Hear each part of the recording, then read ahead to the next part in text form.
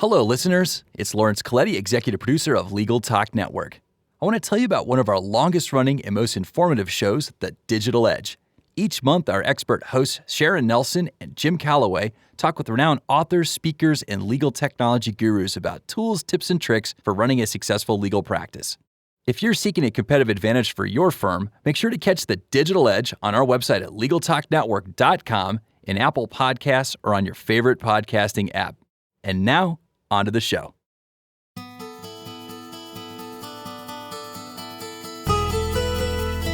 Welcome to Legal Toolkit, bringing you the latest legal trends and business initiatives to help you manage your law firm. With your host, Jared Correia. You're listening to Legal Talk Network. Hey there.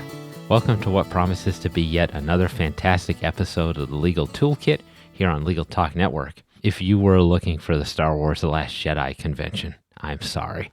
You're really nerdy.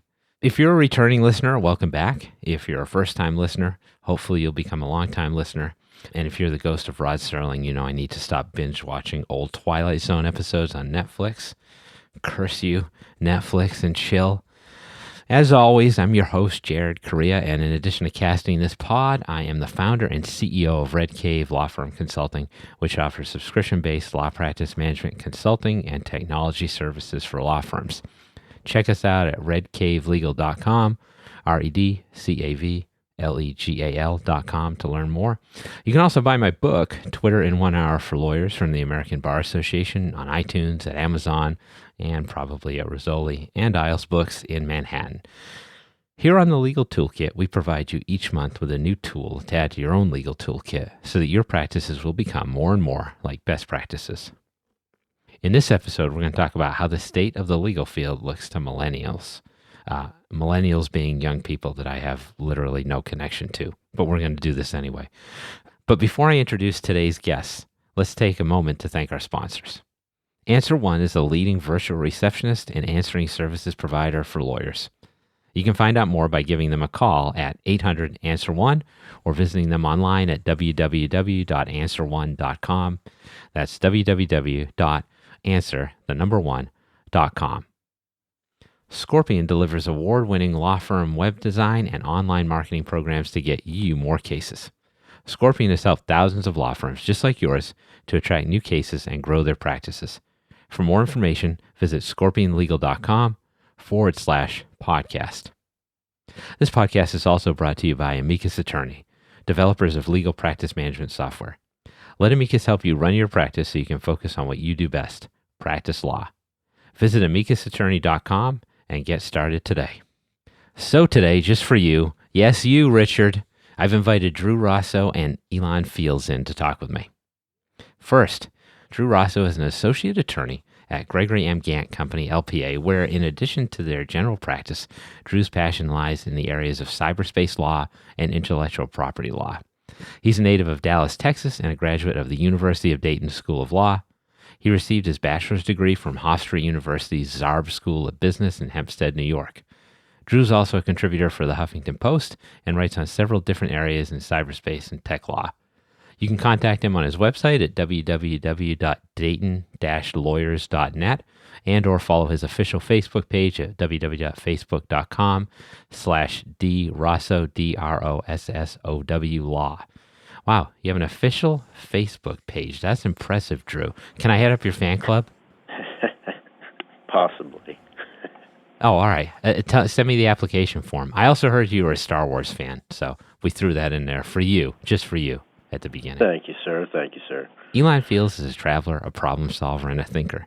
He recently moved to New York City to launch his startup, Gideon, a mission-driven legal technology company that leverages machine learning and artificial intelligence to help lawyers modernize their legal practices, enabling them to operate at their highest quality and capacity and ensuring that clients get accurate and personalized care. And I'm assuming that's named after the Gideon versus Wainwright case and not some random dude named Gideon. Elan has also investigated issues regarding access to justice in the civil legal system as a Watson Scholar and at Starting Block as a fellow since early 2016. Before that, he worked as a fellow on Hillary Clinton's presidential campaign. Sorry about that. my friend. He has also successfully bootstrapped a buy-sell trade automotive business, organized a cross-country tour promoting sustainable fuels, traveled around the globe, immersing himself in divergent communities and cultures, and volunteered with impact-focused initiatives. Did a whole hell of a lot more than I did when I was in my mid-20s. But my question, Elan, is can you fix my car? Of course. Nice. This is good. So now I know who I'm going to my next Star Wars convention with, and I got somebody to fix my car. Beautiful. So welcome to the show, guys. Drew and Elan. It's great to have you on. Thanks for having me. Thanks for having us. All right, so let's jump into it here. A lot of people talk about how the legal industry has an old white guy problem, and like I'm one to talk.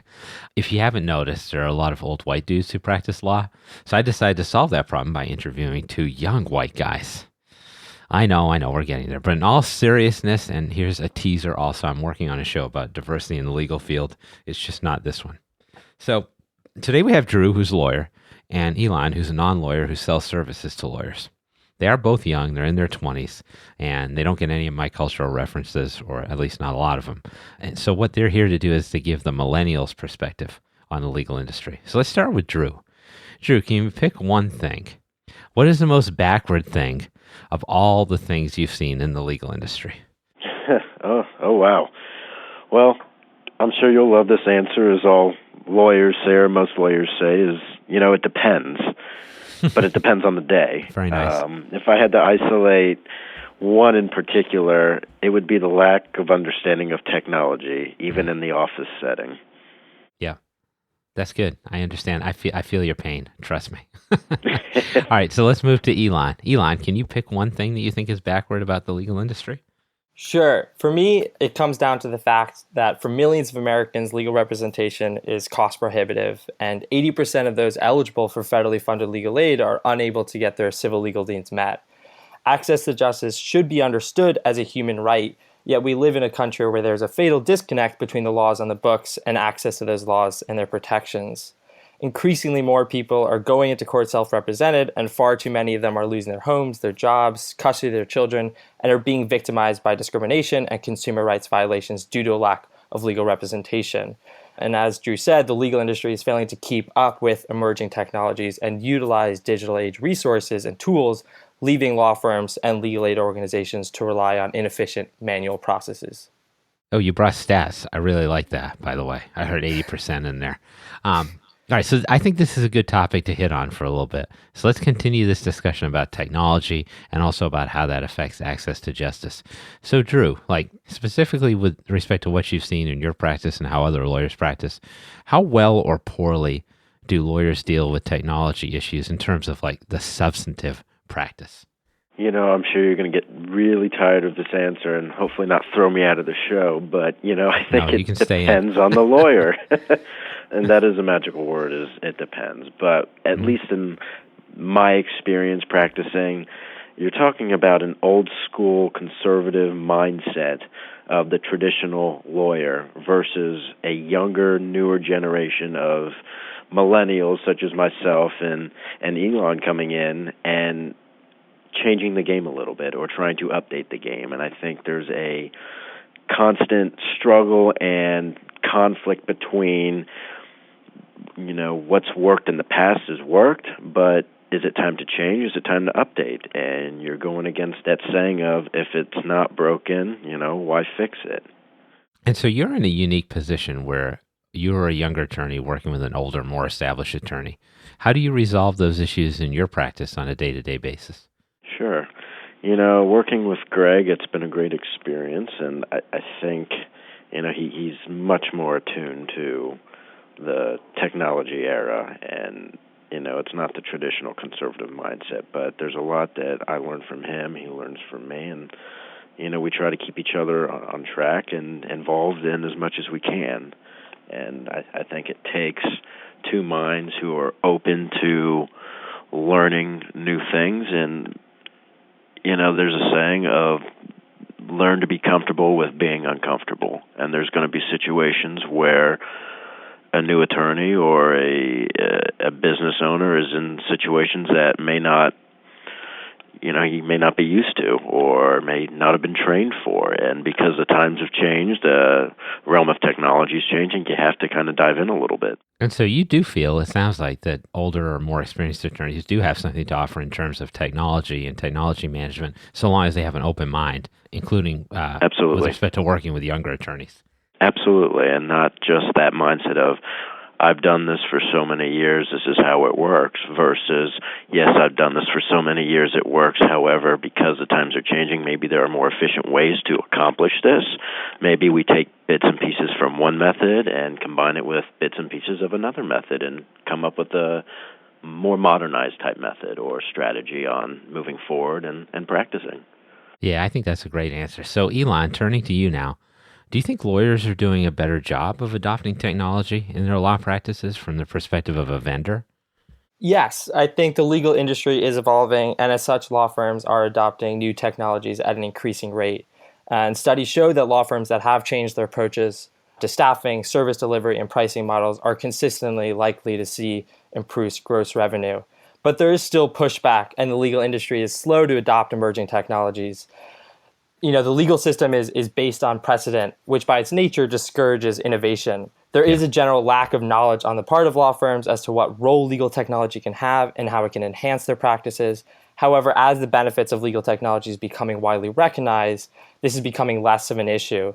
In addition, the billable hour mentality, the structure of law firms themselves, management being dispersed in a long sales cycle, and the need to integrate new solutions with existing systems and security concerns continue to be an impediment for legal tech companies. And just furthermore, the pressure from clients to have a more transparent, efficient, and affordable legal system is sure to continue to influence more and more legal practices to improve their operational systems and their methods of delivering legal services. So you kind of think this has to do with the way that law firms bill as well. And it sounds like you believe the more firms move away from hourly billing, the more innovative they might be in terms of technology. Yeah, I think there's definitely a trend to move away from the status quo that services have to be billed hourly and looking at alternatives through unbundling legal services and fixed prices, and that clients and legal consumers as a whole are really interested in that change. Yeah, and the unbundling thing is sort of access to justice leads the charge on that. Is that your view as well? Yeah, I think it offers a huge potential to increase the capacity for legal service providers, both in the legal aid community and the private bar, to service low and moderate income populations. Yep, you reduce the price, you distill the representation, people can more likely afford it. All right, this is great. We're off to a great start here, but let's be efficient. Let's take a break. Here's what you should be buying. Is your firm experiencing missed calls, empty voicemail boxes, and potential clients you'll never hear from again? Enter Answer One Virtual Receptionists. They're more than just an answering service. Answer One's available 24/7. They can even schedule appointments, respond to emails, integrate with Clio, and much more. Answer One helps make sure your clients have the experience they deserve. Give them a call yourself at 800-ANSWER1 or visit them at answer1.com/podcast for a special offer. Not getting enough cases from the internet or the kind of cases you want? Scorpion can help. Over the last 15 years, Scorpion has helped thousands of law firms just like yours to attract new cases and grow their practices. During this time, Scorpion has won over 100 awards for its law firm website design and online marketing success. Join the thousands of law firms that partner with Scorpion and start getting more cases today. For more information, visit scorpionlegal.com/podcast. Thanks so much for coming back. Do you feel well rested? We're resetting here with Drew Rossow and Elan Fields, who are providing us with a millennial perspective on law practice and law practice management. So guys, let's move forward and talk a little bit about events or trends of cultural significance that are affecting law practices, which may not be related to the law. An example that I see in this case a lot is people are talking about Uber and how that has changed the economy generally, and also how law firms have had to react to companies like that gaining in popularity. So let's start with Elan this time. What kind of trends or cultural events do you see that are affecting law practices that the lawyers may not even know about or understand? Sure. Today's legal consumers are different, and to speak specifically about the millennial generation, we have different habits when it comes to searching for and evaluating legal options. We're expecting services to be personalized to our needs, to have easier access points, and to have fixed prices on legal services, among others. And on the lawyer side, and I'll let Drew speak to this more, but millennial lawyers are starting to become partners of firms or head up legal departments, and they are typically more tech savvy and more knowledgeable about legal technology and are thus more incentivized to implement it in their legal practices. And lastly, legal technology is starting to make its mark in law schools, training the next generation of lawyers to be well-versed in applications and the potential for legal tech to provide new models and platforms for helping their clients. Oh, that's a good point. You covered a lot of ground there. Drew, what is left for you? Well, I have to agree with Elan and what he said. I think he makes a couple good points. And just to add on to what Elan said, I think with today's climate in terms of the tech industry, at least from a legal perspective or a law firm's perspective, we're concerned with security and maintaining client documents, preserving firm documents and matters. And I think with today's security breaches, such as the recent WannaCry worm and the NSA, the recent Chipotle hackings, and I believe Kmart was one of the latest businesses that have been breached or had its data breached. I think it's a wake-up call to law firms, to businesses, and, even more to law schools who are, teaching millennials and students what it takes to ensure that your client is happy. And I think above all else is making sure that they trust that their lawyer is preserving their information, their matter is confidential to the best of its ability. And I think every day there's a new security breach, and I think it's a huge wake-up call, as I said, for firms to see what mechanisms they have in place or what data policies they have in place to ensure that they are as secure as they can be.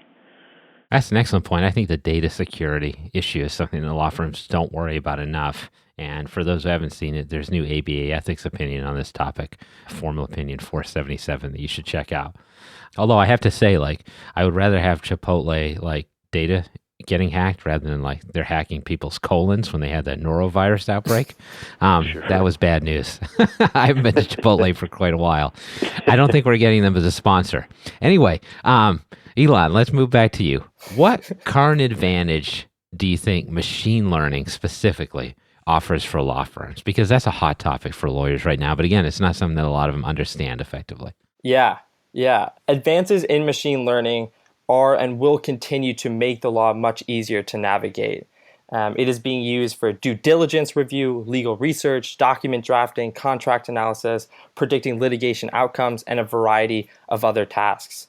Machine learning applications are not specific to any one practice and are in effect tools. This technology really helps lawyers and their clients achieve greater efficiency, productivity, and cost savings. Not bad. That's pretty good. In terms of continuing on this line discussing trends, Drew, let's talk a little bit about email. I don't know how you feel about email. I hate email, and I'm an old guy. So why do you think email sucks so much?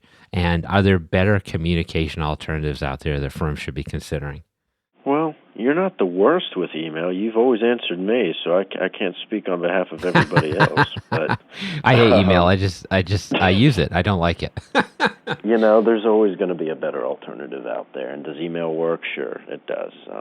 There's no one service that does something that the other does not. However, if I had to pick, there's new platforms such as Slack or Trillion that are starting to incorporate the inter-office communication. I think Slack has come about recently where whatever the business is, you can set up your own type of inter-office group, and you have different channels for different divisions of the business or the firm. I've started to incorporate that into our firm, and I know a couple of my buddies and other professional colleagues are using that as well. And I think everybody's going to have their own preference, but there's always going to be something better out there, and it's a matter of what works for the individual. So that's a great example. So you're using Slack in your firm where you work with an attorney who's more experienced, older than you are. So before we leave this topic, can you talk to people a little bit about how Slack works? Because I'm not sure everybody who's listening knows what it is. Sure. Slack is a chat client or chat platform similar to that of an AOL Instant Messenger, an MSN Messenger, or Yahoo Messenger. However, it's the more updated platform to where you have what's called a team. So if we are a law firm or a business, this company ABC has its team called ABC. Within this team are members or employees or staff, whatever they are. And within this team or within this chat client, you have different channels. So there could be a marketing channel, there could be a legal channel, there could be an accounting channel, the finance channel, the HR channel, whatever it could be. And each channel you have the ability to join, leave, whatnot, and the relevant members of those divisions are within those channels, and that's how they communicate back and forth. You can send documents and files, and you have the ability to directly message anyone within the team to where you have a huge network of members and communication. And, I've started it here. I use it a lot more. I think we use Trojan as an office more than we do Slack. And I'm a part of the lawyer Slack group started by Keith Lee. And yeah, that's a popular one. Associates Mind, right? Associates Mind, yeah. So that's the main Slack group that I'm a part of, and we have our different channels. It's a great way to meet people. It's a great way to stay in touch with people within your own business. And, there's always going to be different alternatives, but I know Slack has become very popular in the past year. Yeah, so you use Slack for internal communications. Do you ever use it to communicate with clients, or are you concerned about data security issues? I think you nailed it right there. I have not used it with clients. I'm a little hesitant on that, and, it's more for their sake than it is mine, and it comes down to reliability and what happens if the client's unavailable or you send something to the wrong person. There's just too much risk in that now. I'm not saying it can't work. It's just something I haven't explored as much yet. That's fair. Okay. I just want people to know that I still like Qdoba, so I'll just throw that out there. All right. Qdoba's great. On that note, Qdoba's good, right? Yeah. All right. On that note, we're going to take another break. We're going to hit the sponsor read, and then we'll come right back. These days, law firms need to do more with less. Making this happen requires efficient, cost-effective tools that work the way that you do. Available as a desktop or cloud solution, Amicus Attorney practice management software improves the organization of your firm and drives your bottom line. Visit amicusattorney.com to discover how you can join the thousands of lawyers who rely on Amicus every day to run their practices. All right, now you learned about some more cool products, and you've come back, and we're still here talking to Drew Rossow and Elan Fields, who are providing us with the millennial perspective on the legal industry. So let's continue. Gentlemen, here's a grab bag question for you. We just talked about current trends in the legal field. What event, trends, products do you think will most affect law firms 20 years from now, when I'll be about 86? Drew, you're first. I have to say the cloud. I think the cloud is still up and coming in terms of its potential, and I know there's been a lot of risks and stories that may go against that, but I still think there's a lot that we can learn from it. I still think there's a lot more potential for its uses, and there's been a couple things where I've started to see some virtual law firms pop up and virtual businesses come about. I'm not sure what Elan has to say on that, but those are my 2 cents. No, the cloud thing is good. I think especially in an industry like legal where there's more of a cultural lag, I think, than for general business people, this notion of the cloud, I think, is something that attorneys are still adjusting to. But go ahead, Elan. What do you think on this topic? I would say artificial intelligence will continue to dramatically affect how legal work gets done. Increasing automation of legal tasks promises to increase efficiency and help law firms provide greater value to their clients at lower costs. I think the rise in AI-enabled systems will help lawyers modernize their legal practices, alleviate them from routine and tedious work, relocating time for lawyers to engage in the more meaningful practice of law. And I certainly think that this will lead to changes in configurations of law firm structures and their economic models. And you think artificial intelligence could be used in the access to justice construct as well, right? Yeah, I think it has huge potential for it to essentially, help democratize legal services and bridge the gap between, the private bar, the legal aid community, and the folks who need civil representation. And so we'll talk about what that looks like in a second, but in terms of like current applications, how is it that access to justice groups can get access to, see what I did there, these technologies that would cost a large law firm even a lot of money? How does this thing get funded? You bring up a most certainly a challenge and a barrier to bringing and it's probably an open question, right? yeah, and most certainly, and it's a barrier to bringing modern technology into the legal aid sector where funds are already limited, and these offices are already again underfunded and under-resourced. So it's coming up with sort of creative strategies to bring in different stakeholders to provide funding for these programs, whether it's from federal programs or private foundations or state funds, but also looking at how all the partners can work together, give this technology access to the people who need it most. Absolutely. A work in progress.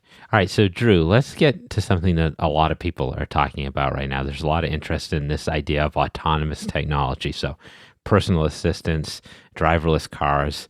How do you think that's going to affect the way that lawyers will practice law in 2037? As long as they're not smarter than us, then we're good, because I don't want Skynet coming up in here and, trying to ruin everything we've done. But that's a fair point. I like that. I think it's a good question.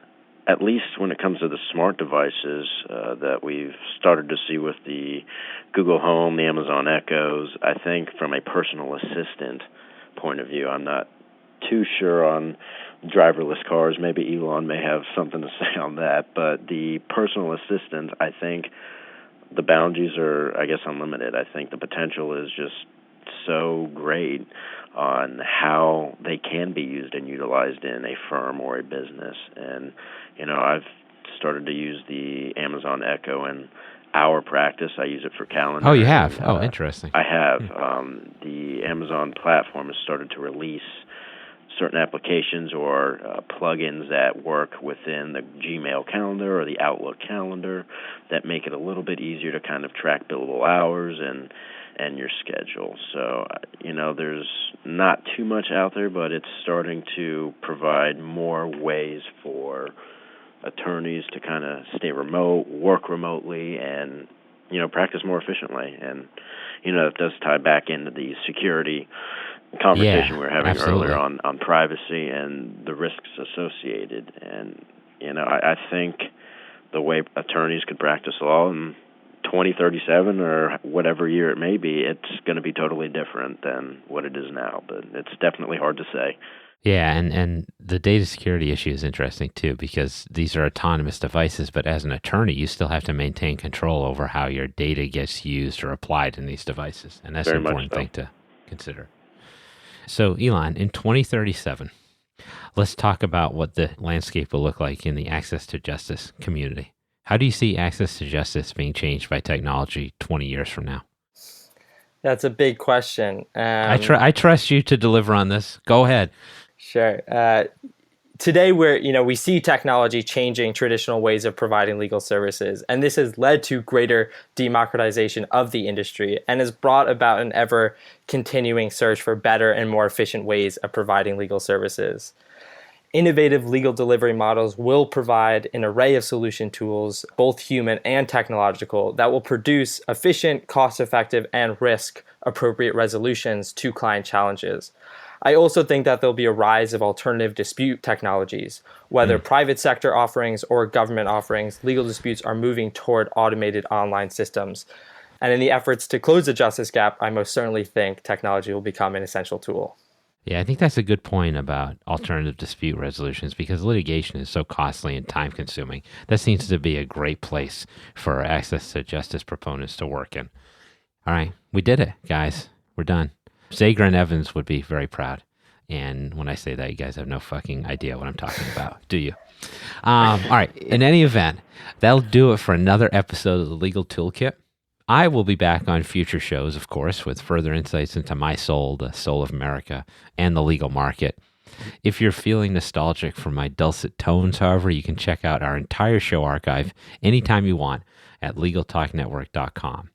So thanks to Drew Rossow of Gregory M. Gantt Company, LPA, and Elan Fields of Gideon for spending some time with me today. Elan, can you tell people how to find out more about you and about Gideon? Sure. Yeah, to learn more, please check us out at gideon.legal and email us at info@gideon.legal if you have any questions or to request a demo. Awesome. And Drew, how about you? How can people find out more about what you're doing and also about the Gantt Company? Sure. Well, first off, I want to thank you for having me. It was a pleasure to be here. And I think, like you said at the beginning of the show, we are located in Dayton, Ohio, and you can contact us at 937-227-3554 or visit our website at dayton-lawyers.net, or you can simply visit my official Facebook page at facebook.com/drossow.law. We are very mobile. We are on the internet, so we are easy to find. Dayton, home of the Dayton Dragons, am I right?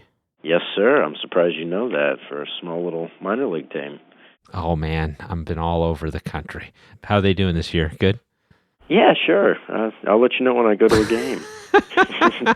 I live in the office. All right. That's fair. All right, everybody. Go check out what Drew's doing. Go check out what Elan's doing and get your season ticket package for the Dayton Dragons. Thanks again to Drew Rossow of Gregory M. Gantt Company, LPA, and Elan Fields of Gideon. Finally, thanks to all of you out there for listening. And remember, if you ain't first, you're last. Until next time. Thanks for listening to Legal Toolkit, produced by the broadcast professionals at Legal Talk Network. Join host Jared Correia for his next podcast covering the current business trends for law firms. If you'd like more information about today's show, please visit LegalTalkNetwork.com. Subscribe via iTunes and RSS. Find Legal Talk Network on Twitter, Facebook, and LinkedIn. Or download the free app from Legal Talk Network in Google Play and iTunes. The views expressed by the participants of this program are their own and do not represent the views of, nor are they endorsed by, Legal Talk Network, its officers, directors, employees, agents, representatives, shareholders, and subsidiaries. None of the content should be considered legal advice. As always, consult a lawyer.